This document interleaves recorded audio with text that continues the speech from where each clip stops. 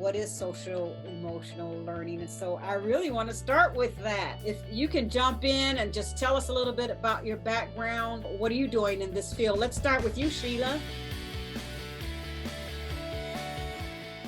I am an early childhood specialist. I currently work for Ready Readers, which is an early literacy nonprofit. We serve more than 10,000 at-risk or low socioeconomic children in the St. Louis city and county areas. We are a small but mighty staff of 7.5, but we have more than 400 community volunteers who help us provide in-person weekly story times with the same groups of kids. The same reader goes to the same classroom every week and builds a relationship with that class and with that teacher. I provide lots of curriculum support. Each child in the program gets 6 or 7 brand new books every single school year so that they can build their own library at home and continue the reading fun. These are the 2 books we've given away in October and November. Every children's book has a social emotional aspect to it, whether it's in the drawings or whether it's in the text. So you just have to know how to look for it. So I train volunteers on how to pull out the important educational materials that are in the stories so that they can kind of focus on those and support the teachers in that, getting kids discussing. I've been doing a lot of work with trauma, and I do a lot of professional development work with teachers and communities around here about the effects of childhood trauma, and working with teachers to recognize what that might look like in their classrooms, how to positively deal with it, and how to help kids who are struggling with that learn the techniques and behaviors that they need to be successful and not be focused on and labeled for the rest of their education career as a problem. So I think social emotional learning is key to any person's educational success, as well as their success in every other aspect of life. Thank you. Derek, let's hear about what your work in social emotional learning. Absolutely. So I'm the director of social emotional learning for Peoria Public Schools. I'm also the director of a center we started here in Peoria Public Schools called the Wraparound Center. But as the director of social emotional learning, just responsible for making sure not only our students get those foundational and learn those social and emotional skills, as Sheila mentioned, that they need to be successful throughout life, not only academically, but in life, but also making sure they get the supports, services, and resources they need. And that's kind of what evolved into the development of the Wraparound Center, where my office is located. The Wraparound Center is a one-stop shop. We have a host of social service agencies, mental health providers, and then also basic needs supports right here. Agencies such as a food pantry, we have counseling supports, anger management supports, juvenile probation is here. And their role is not so much as a social service, but to connect those students that may be involved in the criminal justice system with services. So those students come to the Wraparound Center instead of going to the courthouse, do metal detectors, and they schedule those appointments with their officers on the same night. There's anger management or there's substance abuse classes here. And it's really creating an environment to support them versus policing them. So that's been working out very well. And it gives a relationship and connection to the school. And we also have Chestnut here, who does the substance abuse counseling, 2 or 3 different social service agents that does the basic family counseling, group counseling, individual counseling. We have OSF, which is a trauma recovery center here. So we also have a trauma recovery program to work with individuals that are victims of violent crime, not only to provide them with therapeutic supports, but also witness advocacy, case management, and then also basic needs. So there's there's jobs partnership here.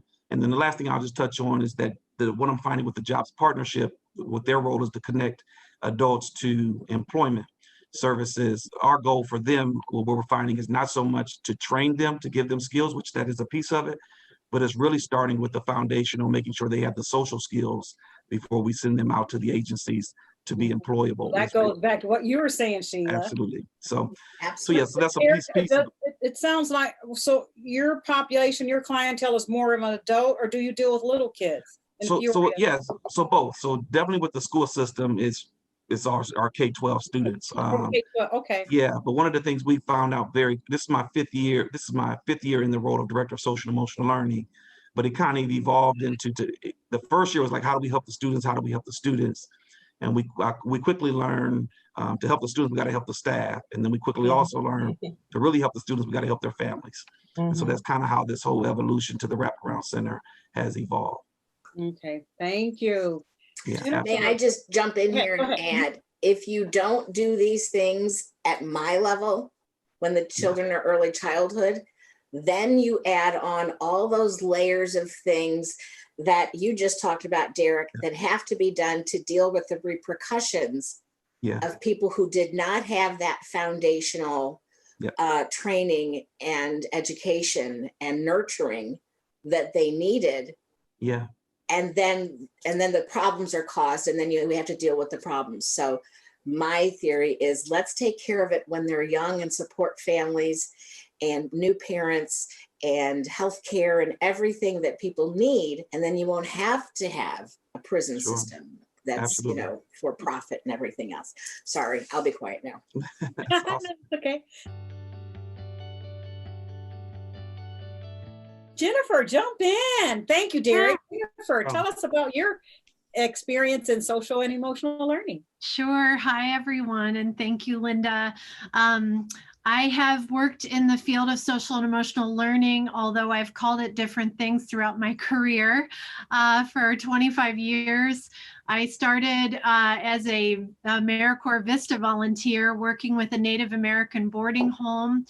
And so at that point, I was charged with dropout prevention, but really felt I spent the entire year on their social and emotional development, and it really convinced me that that's where I wanted to place my time and energy. I worked for a good part of that time in schools, helping integrate social and emotional learning into the curriculum. And I was a staff member at CASTLE, the Collaborative for Academic, Social, and Emotional Learning.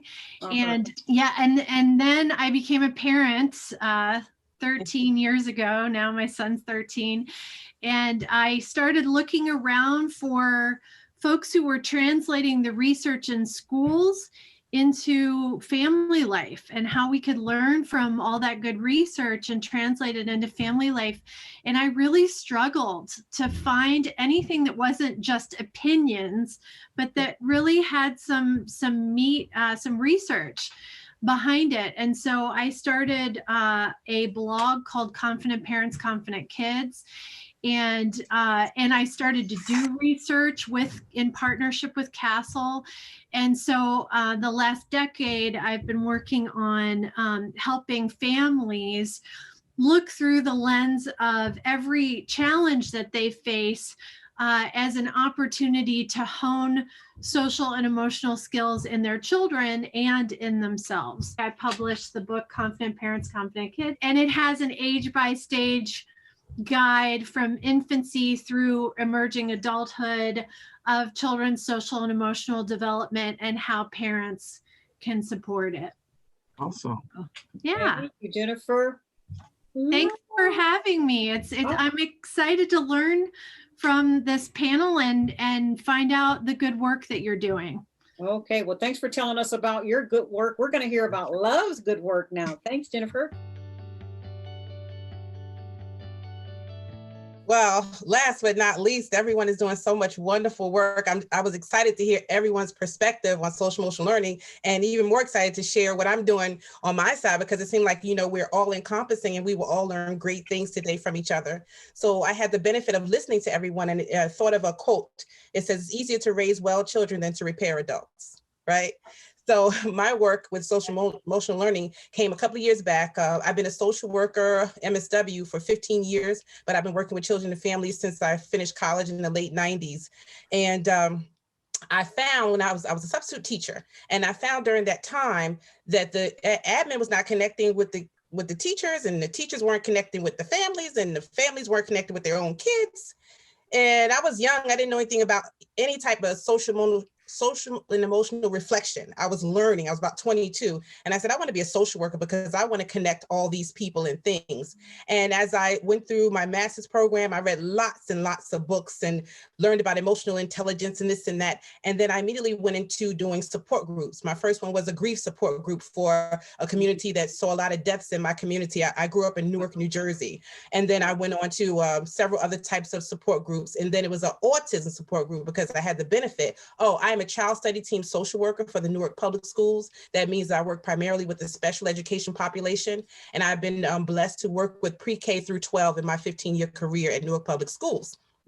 So during that time, I worked for preschool disabled children for 3 years. And I found those horrific stories of parents who found that their kids were autistic for the first time. And they all had, I had to do psychosocial assessments, and they all had very common things to say, very common feelings. And so I developed a couple of weeks course or support group for early childhood autism, parents whose children have been newly diagnosed. And that was awesome. So my work with children and families outside of my work started to gain, popularity. People knew. So at Rutgers University, there's this in Newark, Rutgers University, Newark, there's a nonprofit that's housed within them in partnership called the Abbott Leadership Institute. They were having discussions about social emotional learning.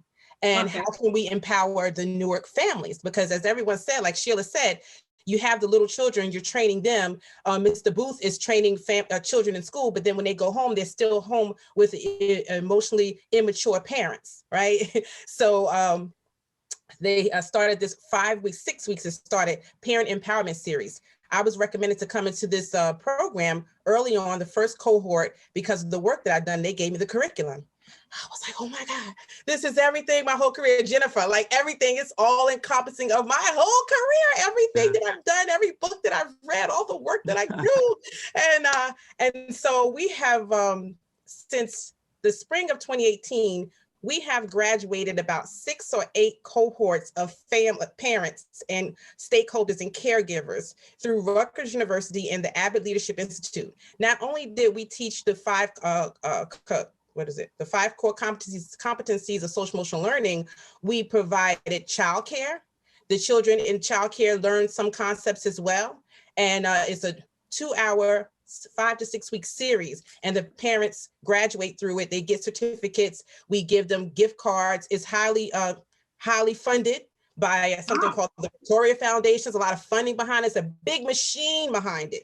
And when COVID struck, we have a wonderful team of trainers and support people around this project. When COVID struck, we went right in and started doing weekly social emotional learning projects and webinars and support groups for the whole 14 weeks from March through June. We were on every week offering different aspects: social emotional learning in the couple and marriage, social emotional learning and home support. How do everything you can think of. When we couldn't do it in person, all the funding was still there. So our director said, hey, what ideas have you had about SEL that you want to do? So each of us as trainers were able to do a new type of social emotional learning workshop. And so from that, I spun off, and now I have a 1-hour social emotional learning workshop that I sell internationally and internationally. And I provide, online workshops on my own independently. And I'm looking forward to growing as a global movement because consciousness is rising and people need a place to put their feelings. That's why people all online, all out of whack, oh, you're in your feelings, stop, man up, all that stuff, because people don't know what to say. And so social emotional learning gives a language, it gives a safe space. The concept is easy to absorb. It's just so wonderful. So I teach it all the time now. It's infused into my life with my 9-year-old daughter. And we're coming up on our next fall series for 5 weeks. We're going to start, I think it's November 16th. We're going to start the 5-week series yet again. And it's wildly popular, and people are always talking about how their lives have changed and will never be the same. And once you give people this language, and we know SEL builds confidence, goal setting, blah, blah, blah. I have I don't know, where's my wheel? I have my wheel right. I usually have my wheel right next to me. My wheel is not here. I feel incomplete. But I usually have my wheel right over my shoulder when I do any type of online thing because it's a subliminal messaging on what's important and where we need to go. But SEL to me, it provides a safe, easy to absorb method and tools to get through life every single day. Grace, gratitude, all that stuff is STL. I live it, I breathe it, I love it. That's it.